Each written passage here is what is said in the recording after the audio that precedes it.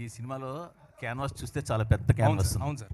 ఆ క్యాన్వాస్లో మిమ్మల్ని చూస్తే మాత్రం కొంచెం మీ లెవెల్కి దాటిన క్యాన్వాస్ అనిపించడం ఏమైనా ఉందంటారా? నేను చెప్తా, మరి మీరేమనుకోకూడదు.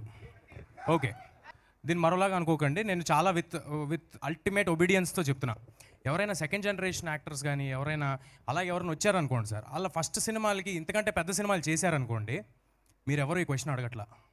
మీరు నాలంటాళ్ళు చిన్నప్పటి నుంచి ఇక్కడ ఉండి ఎన్ని సినిమాలు చేసిన పెద్దయ్యాక మళ్ళీ ఓబేబీలో క్యారెక్టర్లు చేసుకుని ఎంతో సినిమా చేసి బయట డైరెక్టర్లతో సినిమాలు చేసుకుని వచ్చి ఏదో మౌంట్ చేసుకుని కింద మీద పడి చేసి కష్టపడి ఓన్లీ ఒకటే అండి, ఇక్కడ బతకాలి అనే కష్టపడి సినిమా చేస్తే మీరు అదేదో చిన్న చూపు చూసినట్టు అనిపిస్తుంది. సరిపోతారా అంటే అంటే నా ఉద్దేశం ఏంటంటే సార్,